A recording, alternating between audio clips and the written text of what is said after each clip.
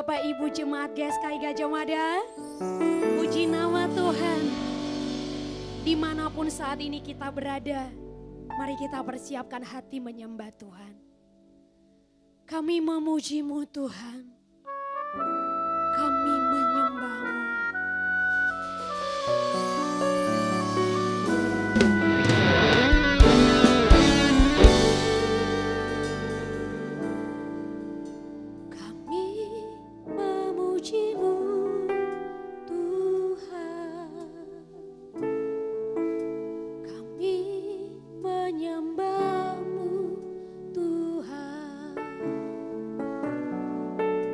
Mulia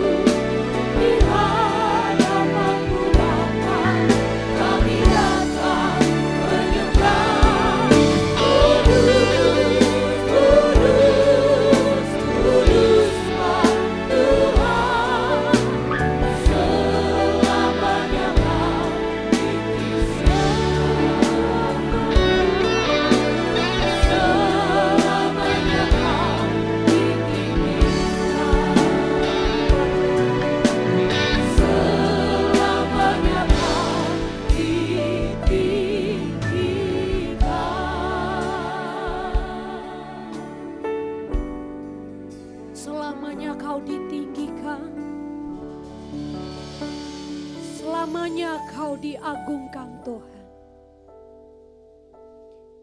Kami memuji, kami menyembah-Mu. Mari umat Tuhan, bersama-sama kita katakan, amin. Puji nama Tuhan. Haleluya. Bapak Ibu jemaat Tuhan, saya mengundang kita untuk bangkit berdiri, amin. Kau layak ditinggikan, Kau layak diagungkan. Mari menerima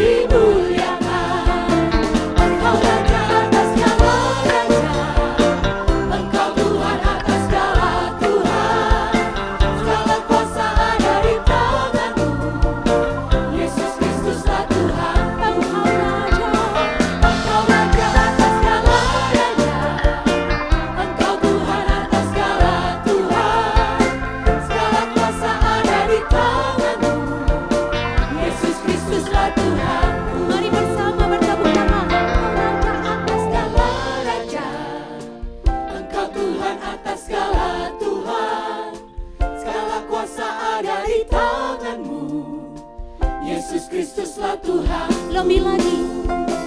Engkau Raja atas segala raja.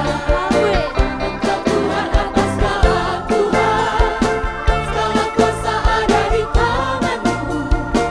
Yesus Kristuslah Tuhanku. Segala kuasa ada di tangan-Mu. Yesus Kristuslah Tuhanku. Segala kuasa ada di tangan-Mu. Yesus Kristuslah Tuhanku.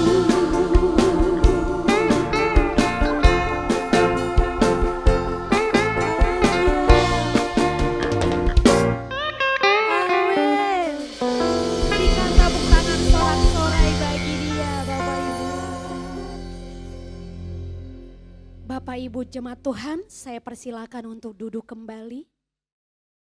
Bapak Ibu yang terkasih, kita akan mempersiapkan hati mendengarkan kebenaran firman Tuhan. Kami memilih-Mu Tuhan, Kau segalanya bagi kami.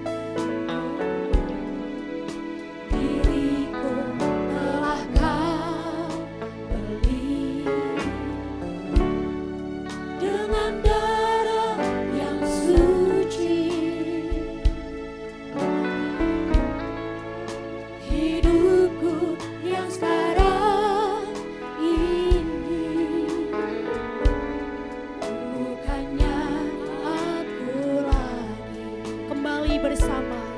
Katakan, aku memilih-Mu Tuhan. Kau segalanya bagiku. Kami mau mengenakan hidup-Mu, mengenakan hidup-Mu dalam setiap langkahku. Diriku telah Kau beli dengan darah yang suci. Amin.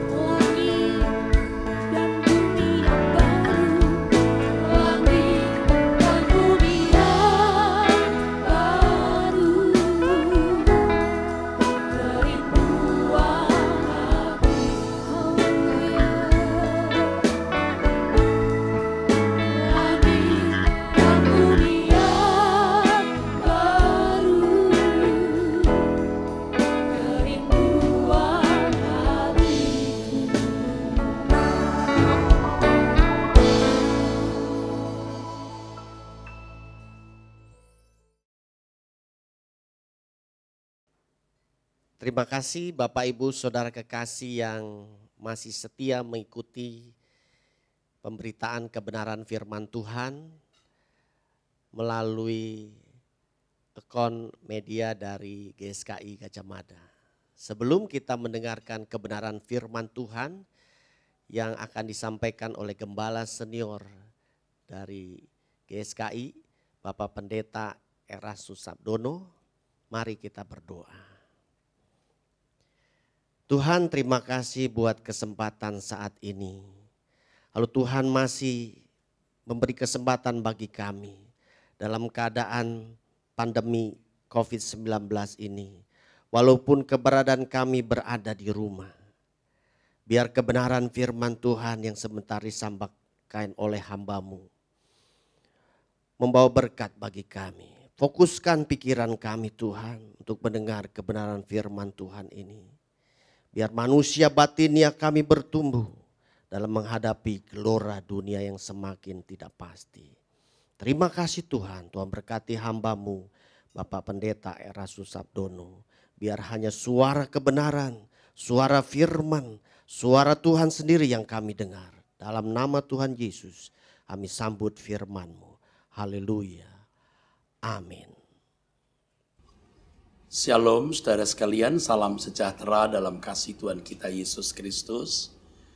Jemaat yang dikasih Tuhan, jemaat gereja suara kebenaran Injil khususnya dan semua pecinta suara kebenaran yang mengikuti pemberitaan firman Tuhan ini. Saudara, Tuhan berkata dalam Yohanes pasal 14 ayat 1 sampai 3. Satu kata yang saya mau ajak Bapak Ibu Saudara memperhatikan kalimat gelisah. Janganlah gelisah hatimu, percayalah kepadaku bahwa di rumah Bapakku banyak tempat tinggal. Kata gelisah di dalam teks ini adalah taraso. Taraso. Yang artinya terganggu, tidak tenang, cemas, dan tertekan. Tuhan mengatakan bahwa di rumah Bapa banyak tempat tinggal. Jangan cemas. Sebenarnya secara tidak langsung Tuhan Yesus mau mengatakan bahwa Anda boleh cemas dengan banyak hal. Tetapi jangan Anda tidak cemas untuk hal satu ini. Jangan Anda tidak cemas untuk satu hal ini. Saudaraku sekalian, hidup kita ini penuh kecemasan. Setiap hari pasti ada kecemasannya. Dan Tuhan mengerti itu. Banyak kecemasan dari hal kecil sampai hal yang besar. Dari hal yang beresiko ringan sampai hal yang beresiko tinggi. Tetapi Tuhan mengatakan jangan gelisah. Banyak hal yang membuat kita gelisah. Dari hal kecil sampai hal besar. Dari hal yang beresiko kecil sampai hal yang beresiko besar. Jangan gelisah. Tetapi kamu harus gelisah mengenai kekekalan. Dan mungkin saudara berkata, Pak Eras, Bapak itu dari dulu sudah bicara terus mengenai langit baru, bumi baru, LB3, kekekalan, kematian. Kok nggak habis-habis ya Pak? Enggak. Saya tahu kapan saya berhenti berbicara.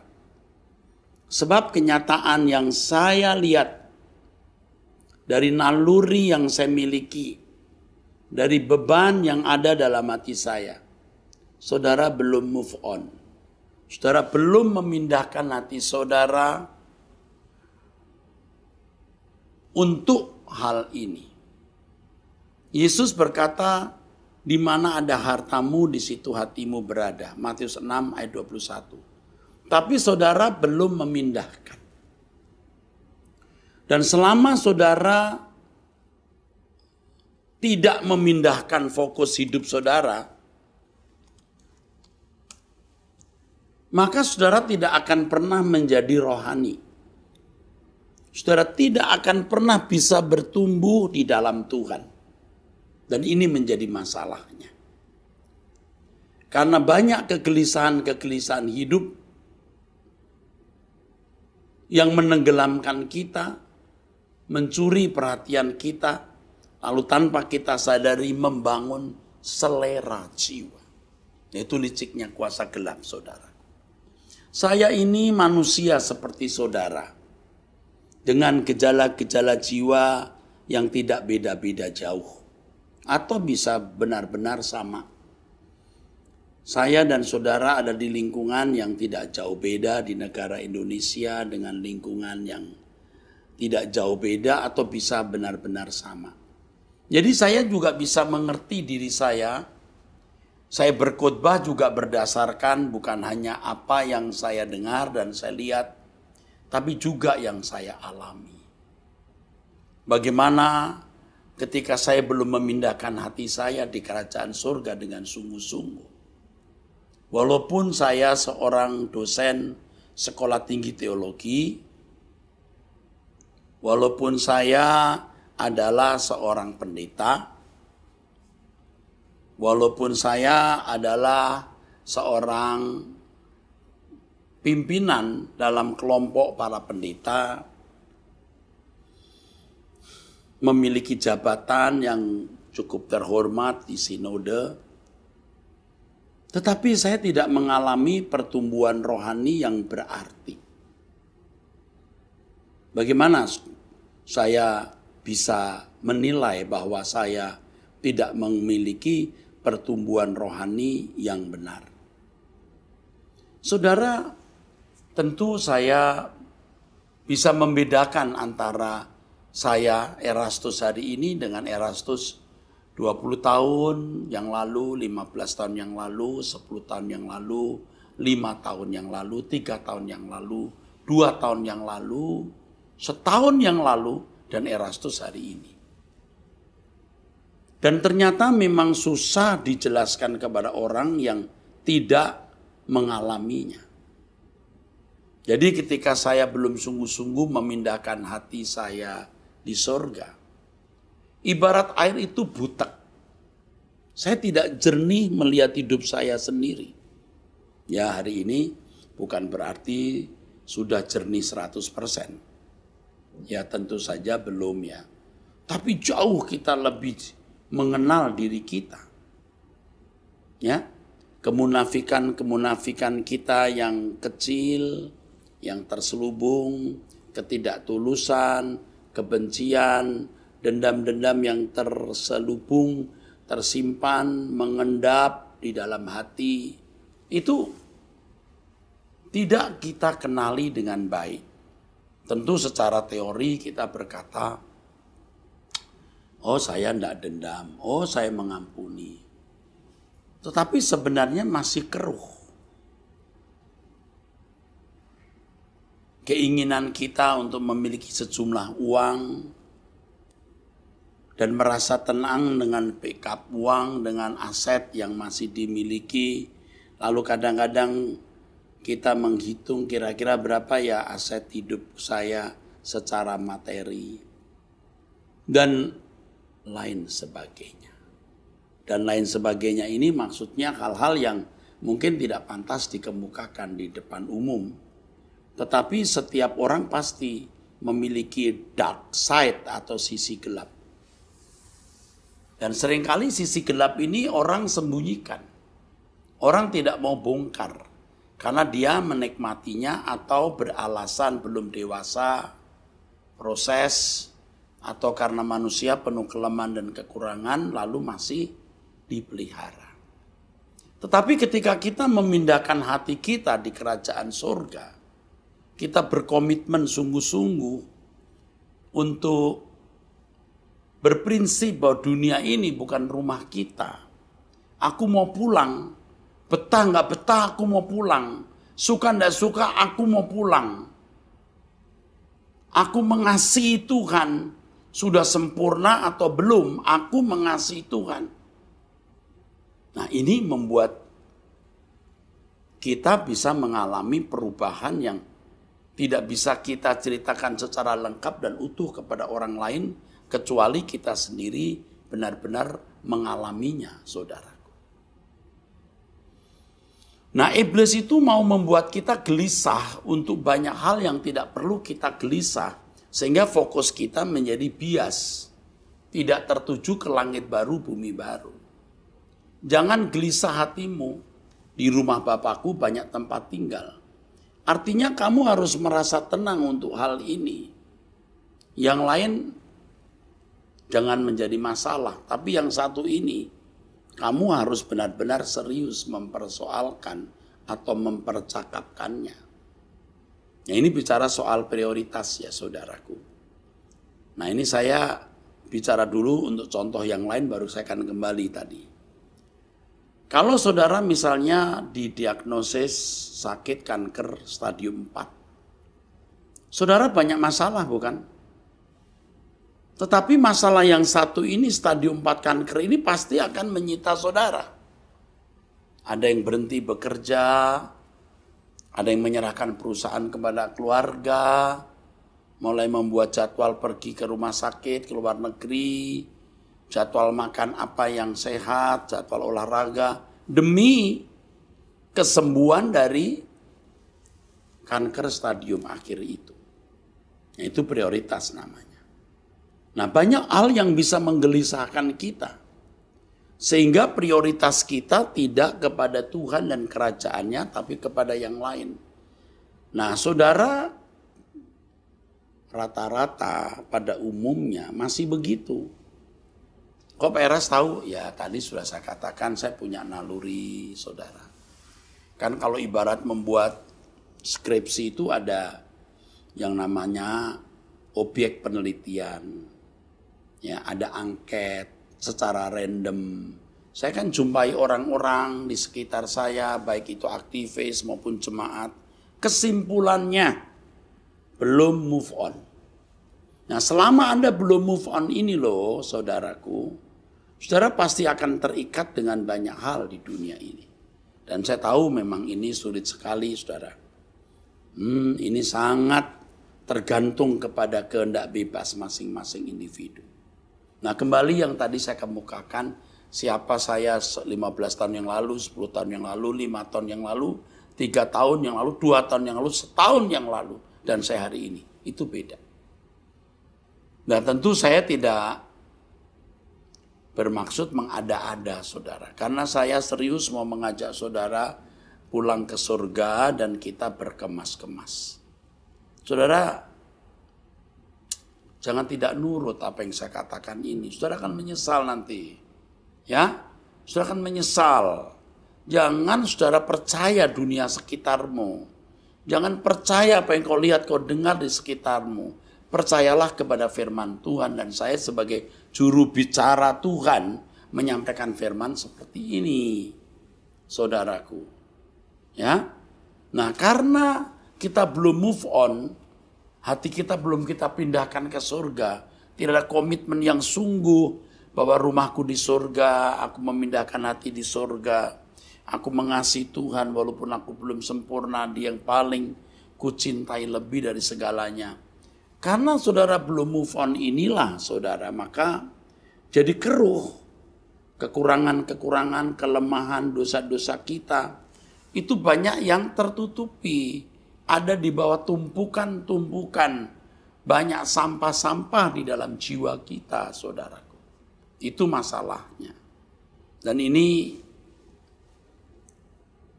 akan menjadikan saudara, ya, jiwa saudara itu sakit.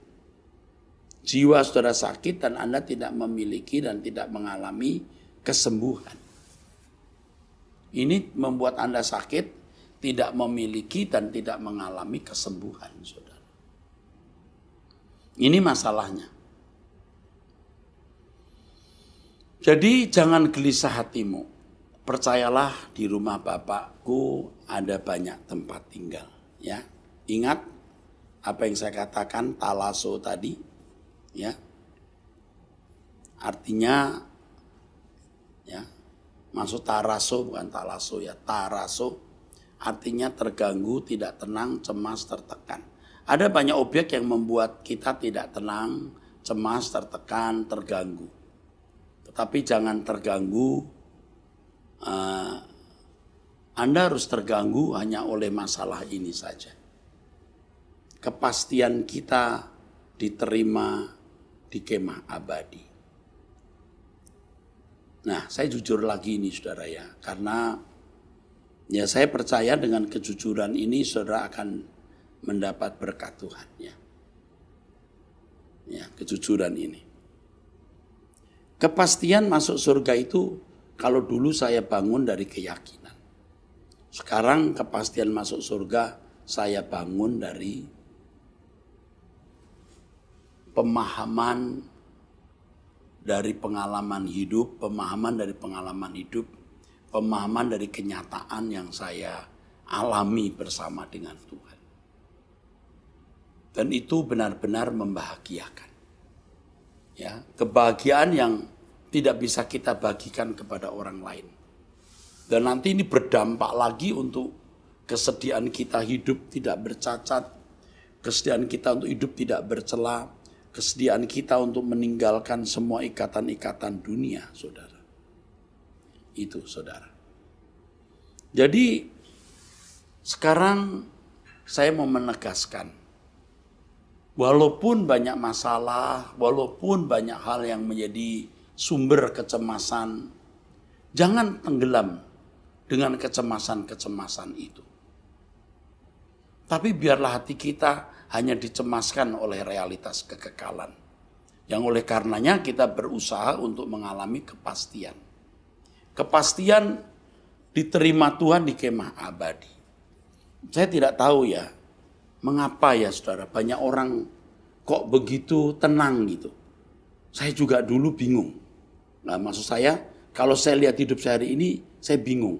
Dulu kok saya tenang amat ya. Kalau mati, masuk surga atau tidak ya? Kok tenang amat ya? Kalau hari ini saya melihat hidup saya dulu nggak ngerti. Nah, tentu saja jawaban yang paling bisa saya kemukakan adalah karena pengajaran yang salah. Percaya Yesus selamat. Padahal percaya itu artinya apa? Percaya itu ya artinya menyerahkan diri kepada objek yang dipercaya.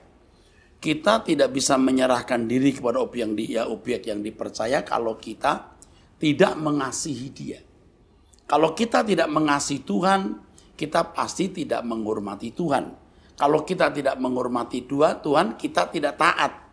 Maka kata percaya yang dimiliki oleh banyak orang itu hanya sekitar keyakinan pikiran. Itu gratis, nggak ada harganya. Tapi percaya yang benar itu ada harganya. Menyerahkan diri kepada objek yang dipercaya. Dan untuk menyerahkan diri dengan benar kepada objek yang kita percaya, kita harus mengasihi Tuhan. Dan untuk mengasihi Tuhan, nah itu kembali kepada masing-masing individu. Nah, apa yang saya sampaikan ini akan merangsang saudara untuk bisa membangkitkan cinta kasih saudara kepada Tuhan. Saya bukan nakut-nakuti, bukan mengancam. Saya lebih dari menakut-nakuti, saya lebih dari mengancam. Kalau sampai saudara tidak diterima di kemah abadi, penyesalan saudara itu lebih besar dari sakit saudara. Penyesalan saudara. Maksudnya Pak, Anda kan pasti mengalami penderitaan di api kekal kalau Anda tidak bertobat. Entah bentuk api panas atau apa. Tapi penyesalan saudara akan lebih besar dari penderitaan itu. Alkitab katakan apa? Ratap tangis dan kertak gigi. Kenapa ya? Penyesalan. Itu penyesalan. Nah sekarang ini saya melihat banyak orang tuh ya, mungkin termasuk saudara, sombong. Anda itu merasa gampang surga. Gampang itu kekekalan. Sudah pikir Tuhan itu murahan gitu. Saudara pikir Tuhan itu murahan, aku percaya Dia kok. Percaya Anda belum benar. Karena Anda menganggap ini gampang, murahan, maka kecemasan Anda pindahkan kepada banyak hal. Kalau kecemasan saya ganti ke kekhawatiran atau ketakutan, ketakutan saudara pindahkan untuk hal yang lain. bukan takut ditolak oleh Allah, bukan khawatir ditolak oleh Allah, tapi khawatir untuk yang lain. Kalau untuk Tuhan mah gampang, sudah dia pasti terima kok. Dia pasti tidak menolak. Anda anggap murahan dan gampang. Aduh saudara, jangankan saudara, saya sekarang saja masih ada kegentaran itu. Tapi saya bersyukur, ya, makin membenahi diri, makin bersih, ya. Ibarat air itu makin jernih gitu ya. Makin jernih ya. Di satu tingkat tertentu saya udah kena tahu, saya bersih nih. Tapi nanti kalau Tuhan bawa saya masuk dalam lagi, wow, masih ada kotoran mungkin, bersihkan lagi. Udah bersih, turun lagi, wow, masih ada. Diobok-obok begitu tuh masih keluar.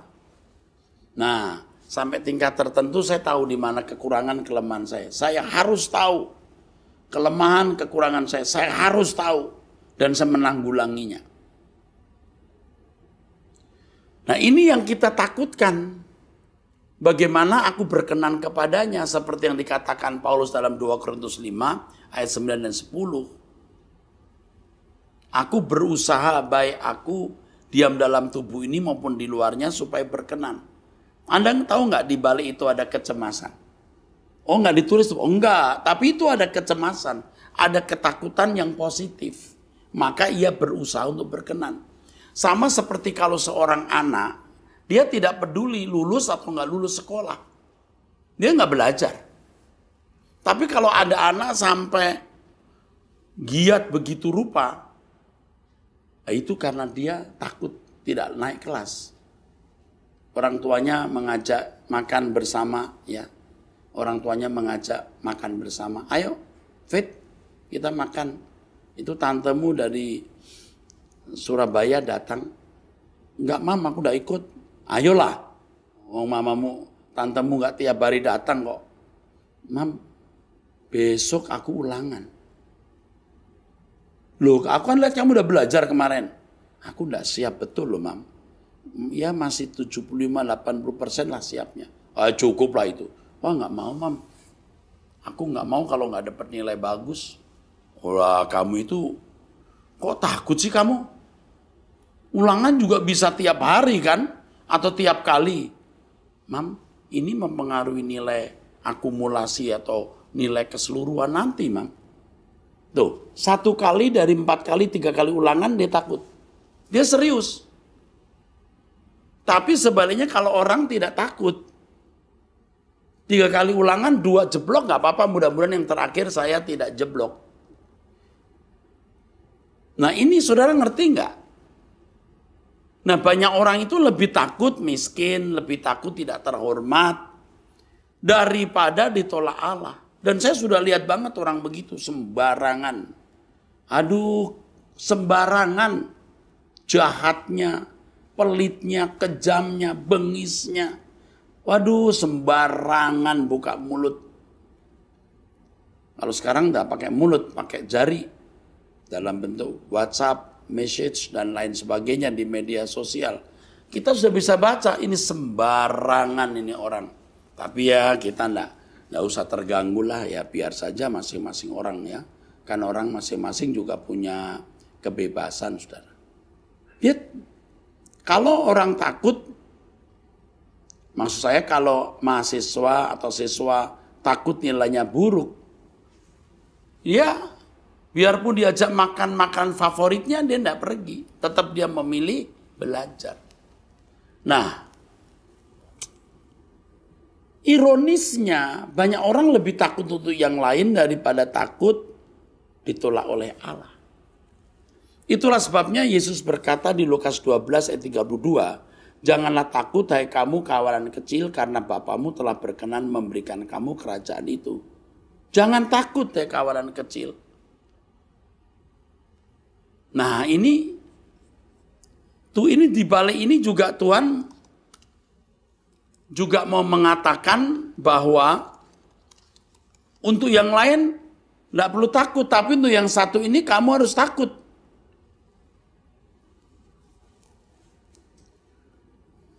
Di dalam Matius 10 ayat 28 tertulis, Dan janganlah kamu takut kepada mereka yang dapat membunuh tubuh, tetapi yang tidak berkuasa membunuh jiwa.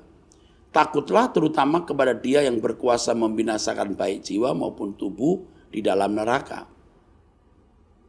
Lukas 12 ayat 4 sama. Aku berkata kepadamu, hai sahabat-sahabatku, janganlah kamu takut terhadap mereka yang dapat membunuh tubuh dan kemudian tidak dapat berbuat apa-apa lagi. Aduh saudaraku, kalau saya suka merenung ya, aduh ini jemaat sudah banyak sekali, sudah belasan ribu ya. Lalu pendengarnya juga bisa puluhan ribu ya. Jangan-jangan diakumulasi ratusan ribu. Itu rasanya sudah pasti itu. Tapi kalau hanya menjadi orang Kristen, apa artinya? Rasanya lelah kita itu sia-sia, capek kita itu sia-sia. Kalau hanya membuat orang beragama Kristen. Dengan pandemi COVID-19 ini kita merenung kembali pelayanan kita. Lalu sempat muncul perkataan begini. Ya, sudahlah akhirnya yang mau ikut berkemas-kemas, ayo. Yang gak ikut, udah gak usah masuk anggota gereja ini deh. Terserah situ gereja mana. Ini termasuk untuk aktivisnya. Kalau tidak mau seirama dengan apa yang saya jalani ya, untuk apa? Karena kita kan tidak punya kepentingan. Tidak memiliki kepentingan secara materi atau organisasi. Organisasi itu kan hanya sarana, bukan tujuan. Materi juga bukan sarana, bukan tujuan. Sarana bukan tujuan ya. Materi itu hanya sarana dan sarana bukan tujuan.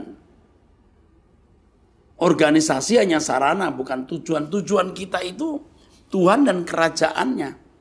Jadi kalau saudara-saudara cuma mau aktif dalam kegiatan, seneng deh ya dalam kegiatan ya, senang deh. Apalagi punya pendeta baik, punya gembala sidang baik, ada komunitas yang baik, oh enjoy life. Enjoy daripada di luar sana komunitasnya jahat-jahat ya, tidak mesra-mesra. Tujuannya apa? Tujuannya apa? Nah ini juga firman ini bukan hanya untuk jemaat tapi juga untuk aktivis. Untuk apa Anda ke gereja berorganisasi? Untuk apa? Saudaraku. Nah ini mohon ya saudara mengerti ya. Jangan takut kepada mereka yang dapat membunuh tubuh, tetapi yang tidak berkuasa membunuh jiwa. Orang harus lebih takut kepada kematian kedua dari kematian ekonomi, kematian karir, kematian bisnis, kematian bahkan kematian rumah tangga. Kalaupun rumah tanggamu berantakan, ya udah. Ya sudah, mau kata apa kalau terlanjur punya suami seperti ini atau istri seperti ini, ya sudah, jalani saja. Tapi jangan sampai nanti jiwa kita mati.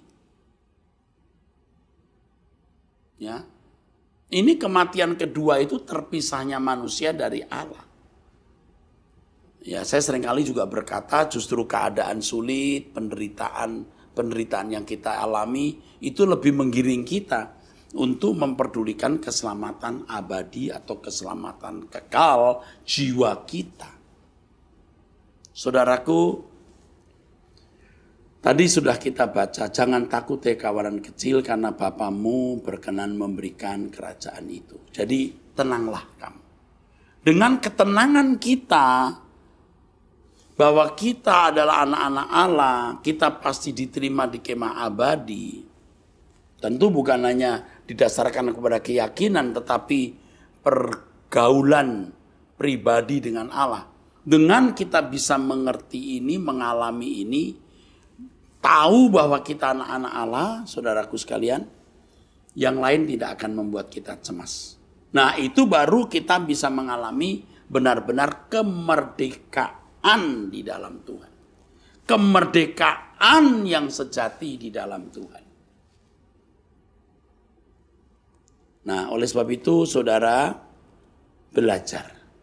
Tidak mudah tapi bisa kita capai. Dengan kita takut ditolak oleh Allah, artinya dengan kita mau berkenan kepada Tuhan, kita baru bisa sungguh-sungguh menghormati Tuhan dengan benar. Atau sebaliknya, kita merangsang hormat kita kepada Tuhan.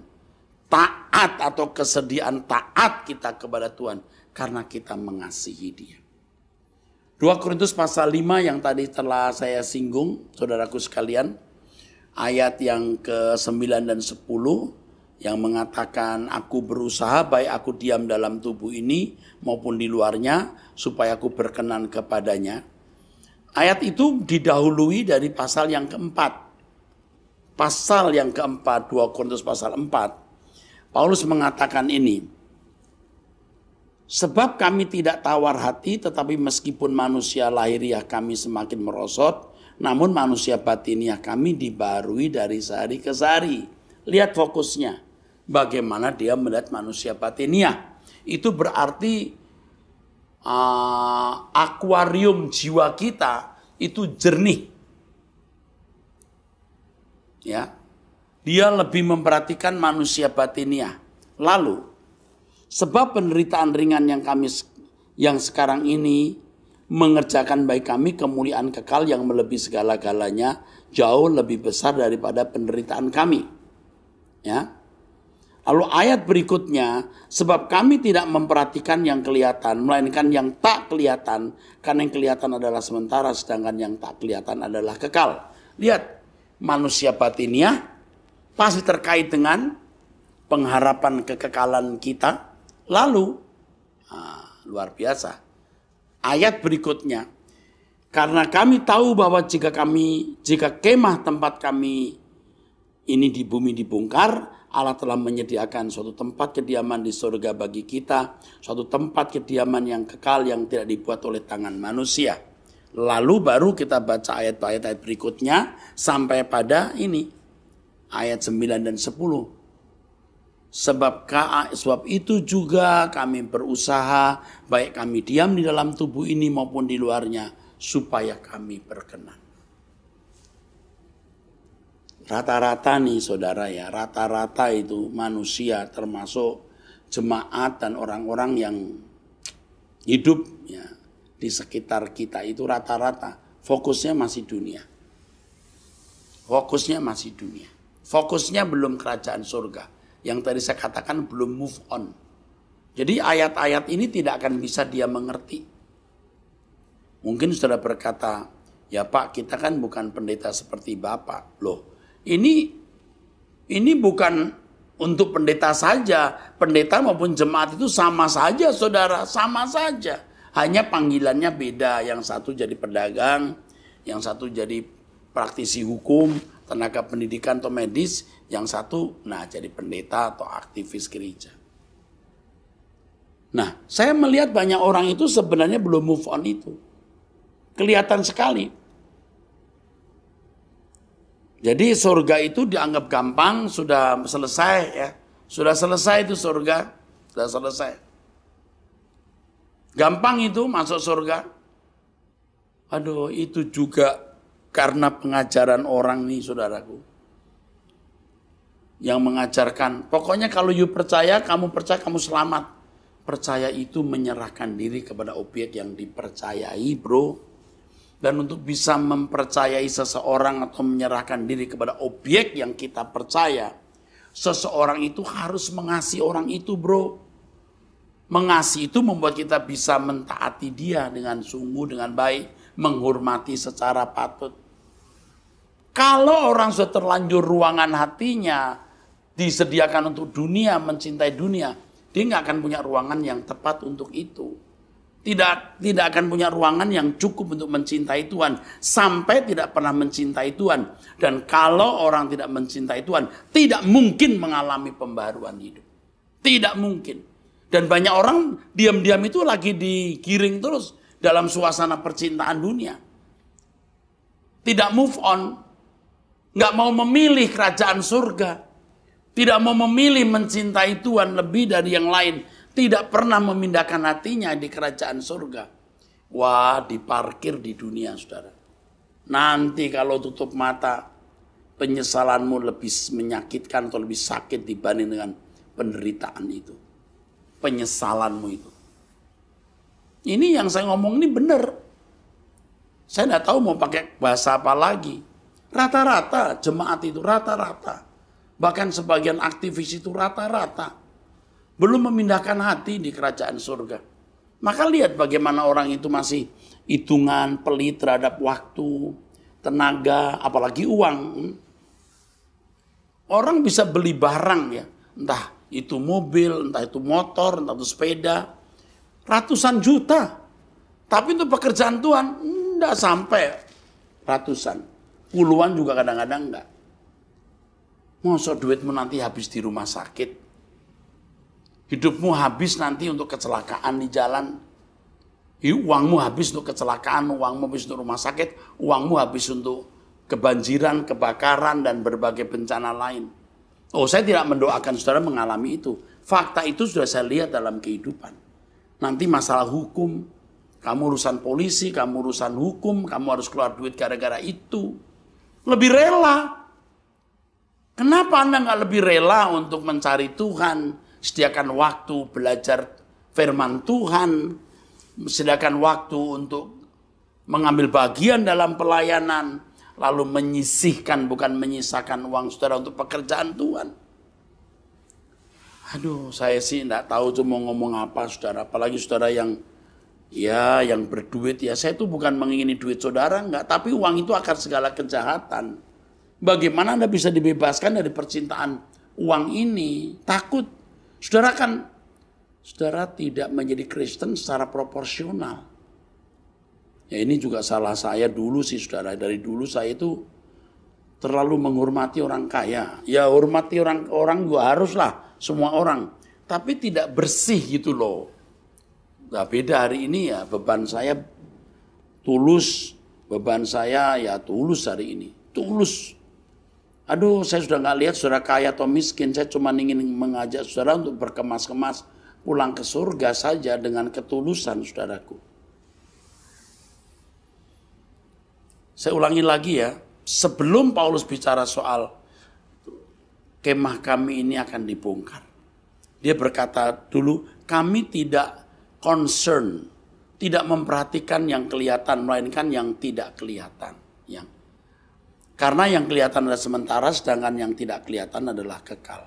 Ini kan konyol, kalau jadi orang seperti ini konyol. Aneh, nggak wajar hidup. Tapi Kristen yang benar itu begitu. Nah ini yang GSKI ajarkan. Itu. Sebab itu kami tidak tawar hati, tapi meskipun manusia lahiriah kami semakin merosot, rambut putih, gigi rontok, keriput, mudah sakit, tidak apa-apa. Asal manusia batiniah kami dibahurui. Karena kita mau menghadap tata pengadilan Tuhan, kita mau memiliki manusia batiniah yang bersih. Baru-baru ini saya mikir berat, mikir satu hal. Nanti ya, saya ini pendeta ya, itu diadili di depan umum. Nah ini imajinasi ya, saya berimajinasi. Ini mana pendeta-pendeta nih, yang suka khotbah, yang ngajar orang, diadili dulu. Karena ini yang membuat orang masuk neraka atau masuk surga. Nah, ini imajinasi saya ya saudara. Ini yang suka ngomong di media sosial, yang banyak mulutnya. Ayo sini, diadili dulu. Bukan karena banyak ngomongnya dan pintar ngomongnya di media sosial atau di mimbar loh, yang pasti diberkenan di hadapan Tuhan. Tetapi yang manusia batiniahnya cemerlang. Dan saya memeriksa manusia batiniah saya. Bagaimana ini? Saya ini sudah kumpul dengan banyak pendeta, bahkan guru atau dosen-dosen pendeta. Saya tuh menemukan kok mereka tuh nggak takut di pengadilan. Nggak takut. Nggak takut. Kok tahu Pak? Ya nggak takut. Di belakang ngomongi rektornya. Di sekolah teologi saja bisa-bisanya dosen bisa membuatkan tesis atau skripsi mahasiswanya dan mau dibayar. Ya. Dua-duanya itu rusak. Yang bayar rusak, yang dibayar juga rusak. Saya nggak yakin nih dipakai Tuhan nanti. Membantu nggak salah, tapi kalau sampai membuatkan, nah itu yang penipuan. Itu nggak takut di pengadilan, ditelanjangi nanti. Aduh. Nah saya juga kadang-kadang membayangkan begini saudara, kalau ada orang meninggal dunia nih. Pak si ini meninggal, oh iya. Mungkin yang pertama dia ingat itu pasti Tuhan, yang kedua oleh pendetanya. Dia datang dulu ke rumah saya. Mungkin, ini kan imajinasi saudara. Karena saya mendengar beberapa kesaksian, di antaranya yang ditulis buku. Jadi pada waktu rohnya dia melayang, dia mencoba bilang sama dokter, dok, kok saya ke atas ya, dok. Dokter diraba tapi nggak bisa nyambung. Ini beberapa tulisan khususnya buku yang ditulis oleh Moody. Nah, saya juga pernah mendengar kesaksian secara langsung. Jadi ketika dia terangkat lalu tiba-tiba dia sampai di rumah, papanya sedang angkat telepon. Mendengar berita tentang dirinya ini anak yang meninggal. Jadi dia melihat, pap, aku sudah meninggal. Tapi papanya waktu menerima lalu syok gitu. Nah, dia ceritakan itu. Mungkin yang diingat itu papanya dulu. Nah, siapa tahu pada waktu orang meninggal yang diingat itu pasti keluarganya lalu gembalanya. Saya kepikir saya lagi ngetik, wah dia kan lihat saya nih, saya lagi ada di sini nih. Saya sedang buat dosa atau saya sedang berdoa. Saya sedang melakukan apa ini? Dia pasti melihat gembalanya nih. Aku buat apa? Itu membuat saya, walaupun imajinasi, membuat saya takut. Takut bikin salah. Dan kasak-kusuk. Yang meninggal nih, kita kusuk-kusuk. Ya yang meninggal ini, wah ini orang sebenarnya kurang ajar loh, baba. Dia dengar loh. Apa sih pengaruhnya Pak? Nggak ada sih. Tapi saya nggak mau bikin salah. Apalagi mata Tuhan yang selalu melihat. Manusia batiniah kita akan diberhadapkan kepada penghakiman. Makanya kita rela menderita demi kemuliaan kekal nanti, saudaraku. Kalau saya melihat orang-orang yang sudah lama jadi orang kaya, penampilannya begitu agung, tasnya bagus, arlojinya mahal, mobilnya mewah. Saya berpikir tragis. Saya mengatakan begini, aku sudah tidak bisa menjelaskan kepadamu. Wahai, betapa baiknya kalau kau mengerti apa yang berguna bagi damai sejahteramu. Tapi sekarang kamu tidak mengerti. Udah. Ya saya ramah-ramah saja, apa kabar Pak? Bagaimana? Aduh hebat ya sekarang perusahaannya. Tambah berapa cabangnya? Oh banyak ya. Tapi sekarang saya nggak mau begitu. Oh apa kabar? Nah nggak mau nanya perusahaannya. Oh Pak saya dengar punya pesawat pribadi. Oh enggak mau. Oh dulu saya dengar punya ini ya.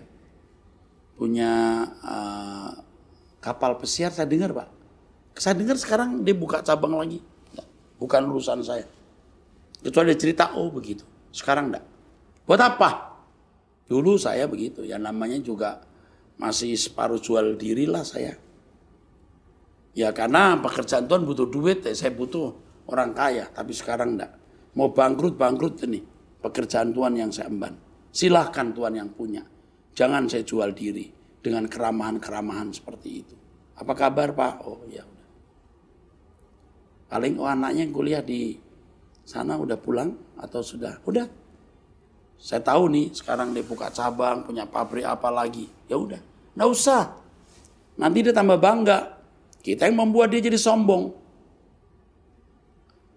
Akhirnya seakan-akan kita ikut menghargai itu barang dunia fana itu. Seakan-akan kita ikut menghargai, ikut seneng nih. I am happy nih karena kamu happy. Happy-nya dia, happy kita beda kok.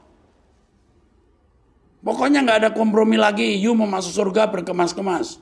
You mau masuk surga berkemas-kemas. You nggak mau, you bukan bagian saya.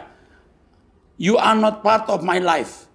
Sombong amat Pak. Nggak bisa ndak. Nanti toh kita berpisah kok. Saya minta jemaat sadar ya. Dengan pesan ini. Anda jangan sombong.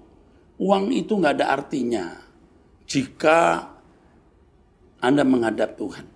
Hari ini uang berarti. Kalau Anda gunakan untuk kemuliaan Tuhan. Membalas kebaikan orang tua. Anda tidak menjadi beban bagi orang lain, menolong keluarga besar, masyarakat sekitarmu, dan ikut mengambil bagian dalam pekerjaan Tuhan. Jangan uangmu habis di rumah sakit, kecelakaan, urusan polisi, urusan jaksa, hakim, atau kebakaran, atau kebanjiran, atau bencana lain. Ingat ini. Oke? Saya kira cukup ya saudaraku. Tuhan memberkati saudara. Saya percaya Bapak Ibu Saudara kekasih yang berada di rumah, yang setelah mendengar kebenaran firman Tuhan ini, pikiran kita dirubahkan untuk bagaimana hidup kita semakin berkenan kepada Tuhan.